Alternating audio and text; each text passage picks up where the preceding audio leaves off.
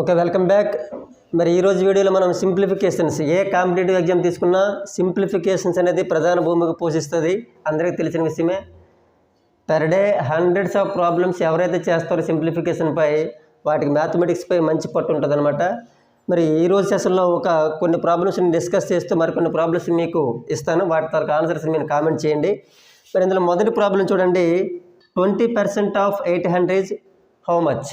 So 20% of 800 is how much అని అడిగాడు. దీన్ని మనం ప్రాబ్లంగా చూస్తే కష్టంగా అనిపిస్తుంది. దీని అర్థం తెలుసుకుంటే వితిన్ సెకండ్స్లో మనం ఎటువంటి లెక్క చేయకుండా ఆన్సర్ చేయొచ్చు. సో 20% ఆఫ్ 800, ఇంతకీ 20% అంటే అర్థం ఏంటి?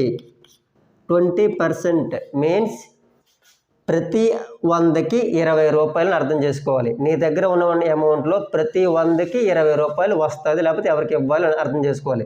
అంటే 100కి 20, సింపుల్గా 100కి 20, 20/100. అంటే 100కి 20 వచ్చినట్లయితే మన దగ్గర ఎన్ని వందలు ఉంది?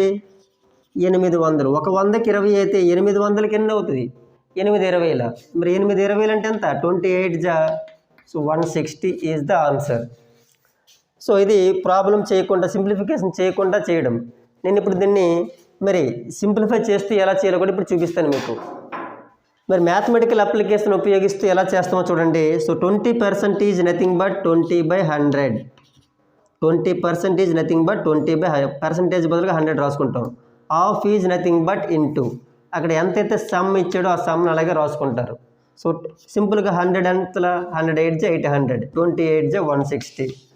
సో సింప్లిఫికేషన్ చేస్తూ కూడా అదే ఆన్సర్ సంపాదించవచ్చు అనమాట. ఓకేనా? నెక్స్ట్ ఓకే, మరి సింప్లిఫికేషన్స్లో నెక్స్ట్ ప్రాబ్లం చూడండి. 1/4 is what percent of 1/2? So నేను పదే చెప్తూ ఉంటాను, ప్రాబ్లం చదివి అర్థం చేసుకోవడం.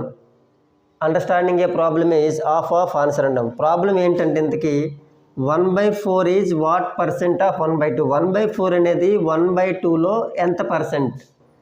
అయితే మరి దీన్ని సింపుల్గా ట్రిక్ ఉపయోగించి ఎలా చేయాలంటే, ఇక్కడ 2 వర్డ్స్ని మీరు బాక్స్లో పెట్టుకోండి, is and of.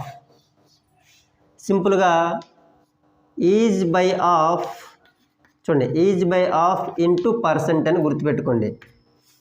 Is by of into percent అంటే మరి ఏంటలేదు, ఇక్కడ ఈజ్కి ముందు వచ్చిన నెంబర్ ఏమో న్యూమరేటర్లో వేసుకోవాలి, హోల్ డివైడెడ్ బై, ఆఫ్ తర్వాత ఉన్నటువంటి నెంబర్నేమో డినామినేటర్లో వేసుకోవాలి, ఇంటూ 100 వేసుకోవాలి.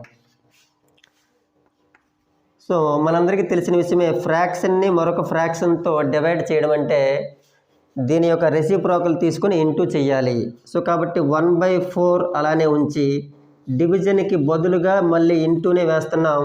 అది ఎప్పుడు సాధ్యమవుతుంది? దీని యొక్క రెసిప్రోకల్ 1/2ని రివర్స్లో రాయాలి, 2/1. ఈ ఇంటూ 100ని అలానే రాసుకోండి.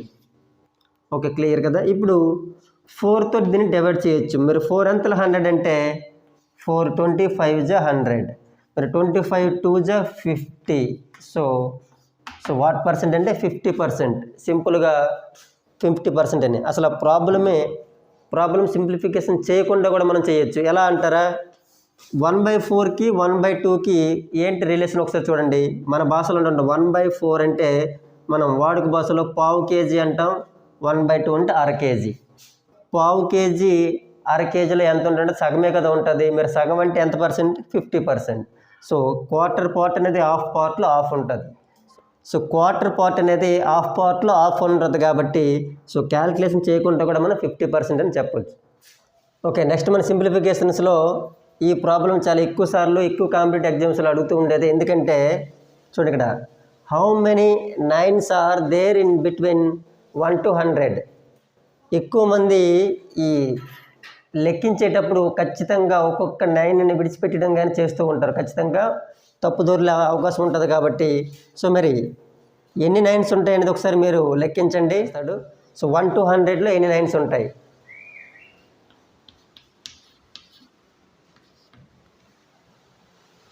సో మీకు ఆన్సర్ తెలిస్తే కామెంట్ బాక్స్లో కామెంట్ చేయండి.